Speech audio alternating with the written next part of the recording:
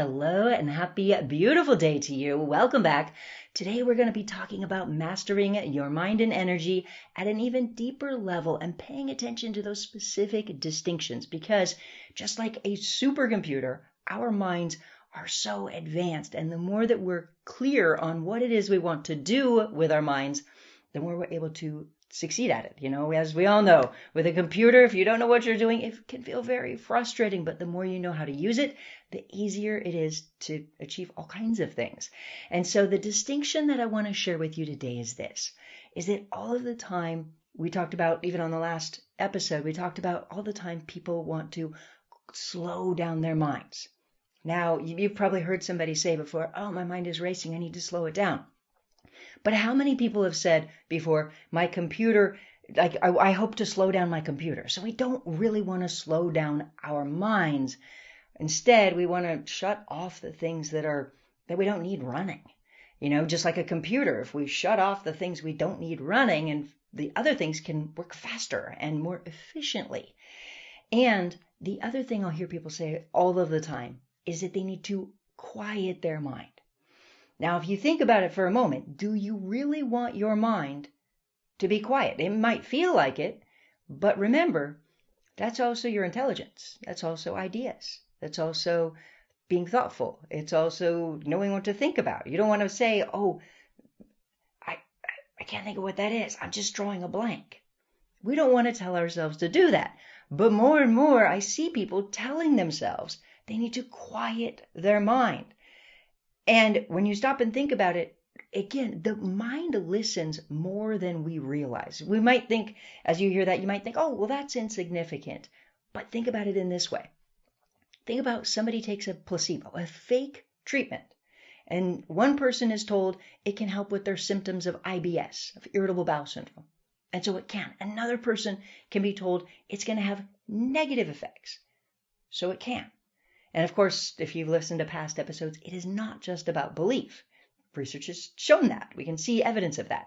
But either way, my point being is it's very specific.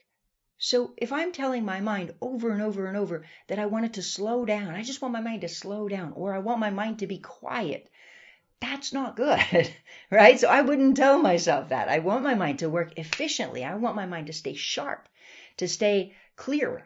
That's how I want my mind to be. I want it to work fast when it needs to. I want to be able to be present, of course. And so the insight that I want to invite you to think about is exactly that. This is what I did with my mind. And I've been working with my mind for, well over 20 years now. But ultimately what I did with my mind, in short, to help myself heal and then also open up this incredible gift in my mind and to be able to feel what other people are feeling, a simple way to think about it is like this. Is that on a computer, you don't want it to just slow down. You want it to shut off the things that aren't helping it. And so that's what I did, is I started going through my mind, my computer, and identifying negative thought patterns, negative thinking, things that were miswired, things that were stresses, emotions, negative emotions, different things like that. And I started identifying them and rewiring them and actually shutting them down. And so that's ultimately, if we think about a computer, if your computer feels like it's like the fan's running, it's running high speed and it's running all the time or it's bogged down, that's what you do. When you start finding windows and things that maybe you have too many things open at the time and you start closing those down. Now, with the mind, it's negative things, negative things that are open, that are running in the subconscious mind. And so instead of telling my mind to quiet my mind or to slow down, I tuned in and started getting clear on what those things were and shutting them down. And that enabled me to be more present. Also, the more I understood the mind-body connection, I started shutting down things that were connected to illness, so my body healed. And so that's a simple way to think about it. And part of the reason I share this is because all of the time I see people who have told themselves they just need to slow down. They slow down and slow down. And what happens? They start feeling sluggish, very, very sluggish, or they have a lot of brain fog. And they feel like, I'm drawing a blank. And they've been telling themselves for 5-10 years that they just need their minds to slow down. Well, their minds are slowing down, but not in the way they intended.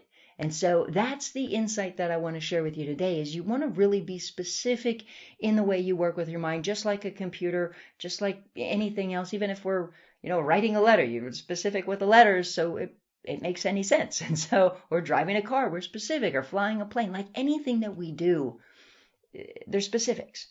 And so a lot of times people just want to ballpark working with the mind and say, oh, I just needed to slow down. Oh, I just needed to be quiet. I just needed to, and so we want to be very, very careful not to do that. But instead, you want your mind to think efficient. And so, by the way, one simple thing you could do is even practice presence as well. So just practice being really present in the moment. So instead of saying, I need my mind to slow down and stop racing, practice present. So you start telling your mind what to do, because that, of course, can also help to start exercising your mind to do that very thing. So you're programming it for presence. And of course, again, tuning in to shut down some of those windows and apps that you don't need, the negative ones that aren't serving you, because from that place, you gain so much mental clarity.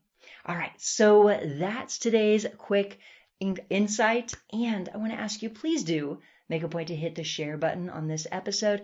Share it with somebody you love, somebody you care about, or somebody you don't even know, because the more that every single person in our world is happy and healthy and loved and loving and empowered, the better this world is for all of us. And so please do make a point to hit the share button, and please do make a point to have a most wonderful, incredible rest of your day.